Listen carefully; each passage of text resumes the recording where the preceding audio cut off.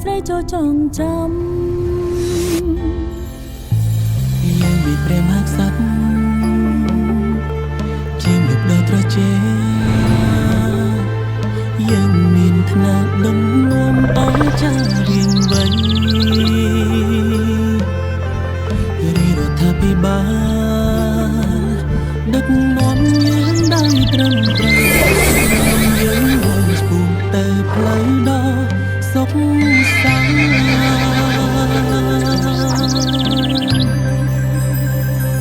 ចិត្តបេះដូងក្បែរតែមួយយើងស្មោះស្ម័គ្រលើកស្ទួយទុំជាតិខ្មែរឲ្យខ្ពស់កាន់កានសាមគ្គីជាតិឈ្នះខ្មែរចំឲ្យបានចាំដៃគ្នាគ្រប់ប្រាំខ្មែរ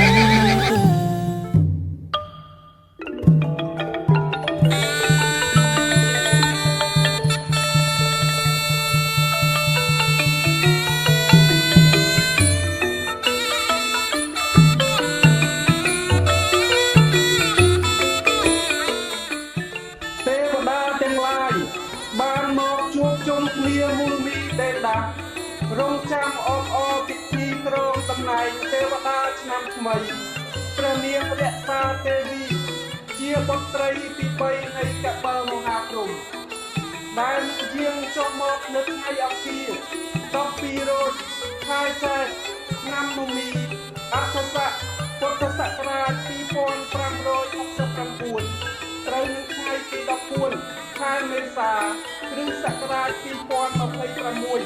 វេលាម៉ោង 10:18 នាទីព្រឹកព្រះនាងរក្សាទេវី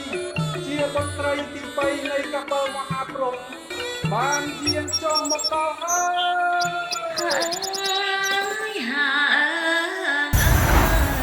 យត្រត់ខ្ញុំមកដល់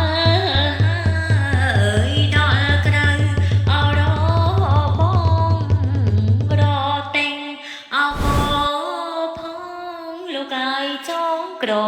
អបសាយទីហើ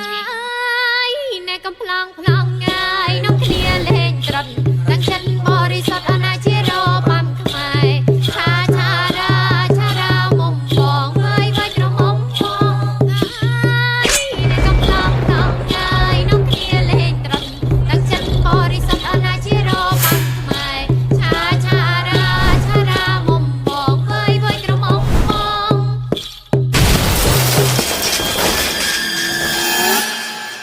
ងហើយវាយក្រមុំ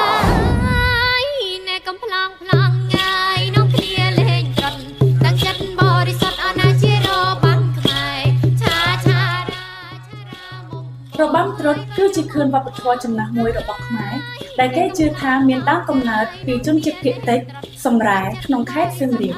របាំនេះមិនត្រឹមតែជាការកម្សាន្តប៉ុណ្ណោះទេប៉ុន្តែជារបាំបន់ស្រន់ដែលផ្សារភ្ជាប់ជាមួយនឹងជំនឿសាសនានិងជីវភាពកសិកម្មពាក្យថាត្រុដិ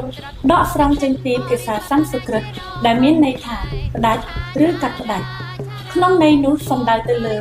ការកាត់ផ្ដាច់ឆ្នាំចាស់ឈានចូលឆ្នាំថ្មីឬជំរះរាល់ឧបទ្រពចង្រៃទាំងឡាយចេញទៅ